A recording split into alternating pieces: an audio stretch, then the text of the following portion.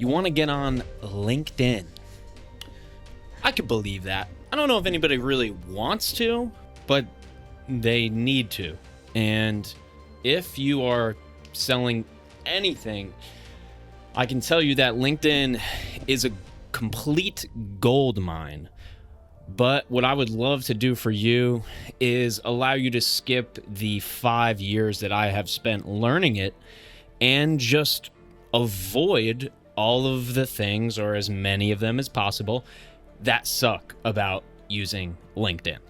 So if you're a founder, a CEO, a marketer, or just somebody in charge of using this platform to generate leads or more business, no matter what it might be, these 3 controversial tactics are going to be key. And what I mean by that is you can skip the line, right? You can avoid the learning curve.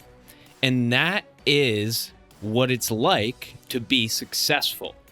Whether you're a marketer, a salesperson, a CEO, or founder, when you are successful, you get to pay people to help you skip that learning curve so you can go right to the results, or almost spilled my water all over my desk, as I do at least once a day. But you can go right to the results, or at least as close to the results as possible. So let's begin. My journey on LinkedIn started 5 years ago. I was tasked by my boss to use LinkedIn to generate meetings. The way he did that was through cold outreach, outbound, basically just messaging people who didn't know why I was messaging them and trying to get them on a call. I'm going to save the boring long story for you and just tell you that that can work, but it should work in addition to what I'm going to show you today. So the first thing that you have to know is do not chase virality.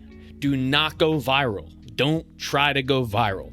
You can quote me or not quote me on this statistic if you want. Do I care? No, I don't care, because it means something. 1% of the audience of a viral post is going to be your target market. What I mean by that is, imagine you get 1 million views, and I do have a physical calculator like it's 2007. Imagine you get 1 million views, and then we have only 1% of the audience is your ideal customer. So 1% of 1 million is 10,000. So if you go viral, that means only 10,000 of those 1 million people are actually people you want to reach. So wouldn't you rather instead create content that has 10,000 views where 90% of the people are the people you want to reach? I'm not sure about you, but I would rather do that. The reason I put this caveat here is because I chased clout for a long time. I thought I needed more followers and more views to make more money. But now I get less followers, I get basically the same amount of views, and I get the same amount of, for the most part, likes and comments, and I make more money. So it's correlation, folks. Just because people have a lot of views, just because there's gurus on there to tell you to do this or tell you to do that, that doesn't mean you should follow it. If you see a post that says how to get this many views, how to get this many likes, how to get this many comments, how to go viral, how to grow your LinkedIn account, ignore 100% of that. What you want to look for is people who are doing what you want to do, meaning how to use LinkedIn to attract 3 more ideal clients per month, right? That's very specific.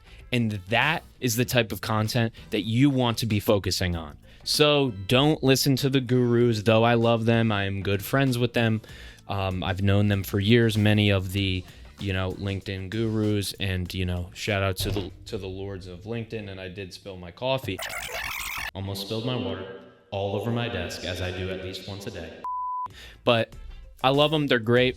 But for you as a founder, CEO, business owner, somebody who sells a service or even a product, I can see virality maybe helping you out if you have a product, but especially if you're selling a service, especially if it's to a specific person, which, by the way, if you do sell service, you should be selling it to a specific persona and type of person, then Virality is not going to help you. You need to focus on reaching the right people. And we do that through podcasting. And more specifically, we do that by posting specific podcast clips with specific text above the clips on LinkedIn. That's our strategy. We don't need to go viral. We've never gone viral, and we plan on never going viral. All right, so great. I get it. I don't have to go viral. But how much work do I have to do? And you know what? Let me tell you a little secret. LinkedIn is not like the other platforms. It's not like TikTok. It's not like IG. It's not like Snapchat. It's not like Vine. Throwback for my homies back there for the 7-second videos. Those were the days. LinkedIn is different. LinkedIn is a one-to-one platform. What I mean by that is on LinkedIn, you need to give to get back. You need to comment on people's posts for people to comment on your posts. As wild and crazy as that sounds, it is true. Reciprocation is what I would call it. But it requires a lot of time. In most instances, 30 to 60 minutes per day of engaging and commenting. So that's why the second controversial LinkedIn opinion here is don't do it yourself. On your deathbed, you're not going to think, wow, I really wish I spent more time on LinkedIn. It's not going to work like that, right? Nobody is going to regret not spending time on social media. Trust me. And all of those hours that we're spending comparing ourselves to other people on our spare time is all for waste. But what I'm telling you is hire somebody to help you. Virtual assistants are like $7, $8 an hour. It's really that simple. I would, if I were you, hire a virtual assistant in-house. Then I would hire a company that knows how to do this. You know, for us, we do comment marketing, we do posting, we do video, audio, the full funnel using video content as our base. So hire a company to train your VA on how to do it, and then boom, now you're good. You got the SOP, you got the system in-house. So my suggestion is, what do you then do yourself? Or the question is, okay, what do I do myself? Well, you're the subject matter expert. You're the expert. You're the person that knows. If I were you, I would do this. I would sit on the podcast and just talk, and we would set up a strategy for that. And so you can get really predictable. Our clients spend up to 2 to 3 hours a month tops to create all of their content for that month, and all of that content drives leads. And that's because they have the team and the system in place. So instead of clickety-clack commenting on LinkedIn, I would be setting up a team to do this, to do all of that bitch work. Sorry, folks. Controversial again. I told you we were getting there. And listen, I've done all the bitch work myself. Totally get it. That's it. You got to do. Sometimes you got to do it. But if I were to give you my advice, is skip that learning curve. Hire a company to train your team, so you don't have to train them. And then, poof, magic happens. You get to be the expert, be the man, be the woman, be whatever you would like to be. Every single influencer on the LinkedIn platform, 100% of influencers on YouTube, 100% of influencers are on TikTok, I'd say 98% of influencers on Instagram all use video. So that is my third controversial opinion, which is start with video. Don't actually start with text. Because remember, are you going to run a business or are you going to be a copywriter? Your skill set is either heading of the marketing, heading the sales, or, the head of the business itself. You got to lead the business. So we're going to train people to do these other things. And listen, that's their specialty, right? So if I were you, I would get started with video, because a text post, you could post it on Twitter, you could post it on LinkedIn, you can post it on Facebook, and I guess that's it. I don't know what else you can do with it.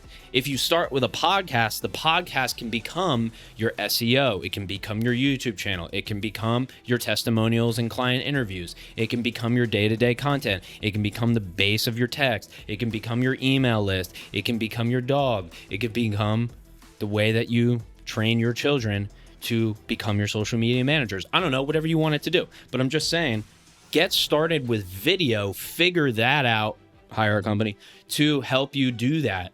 And now you're starting with something that can be reused and repurposed in different ways. If you start with just writing text, you've now spent a year writing text and you can't do anything with that text. You'll have to go make videos about the text later anyway. So that is my final piece of advice here, which is, hey, start with video. It's the future of the internet. I mean, it's the present and the future. So seems like a no-brainer to me.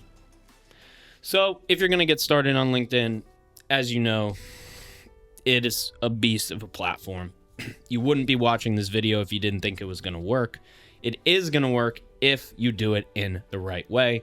And this is what we do for all of our clients. We have a ton of case studies, reviews. We have even client interviews. So if you want to learn how other people are doing it and you don't want to take my word for it, then you can go ahead and watch those as well. I'll have a few videos up here for you to click on. Now, before we sign off, I'll leave you with this.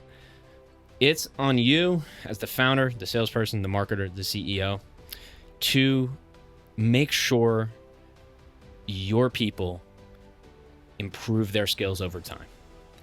But it doesn't have to be your job, right, to do that. So don't just train your people. Hire other people to train your people, and then you get the best of both worlds. We're keeping it in-house. We're making sure that LinkedIn actually works for you. And finally, hit that subscribe button. My name is Ryan R. Sullivan. We do this every single week. I'll see you on another video.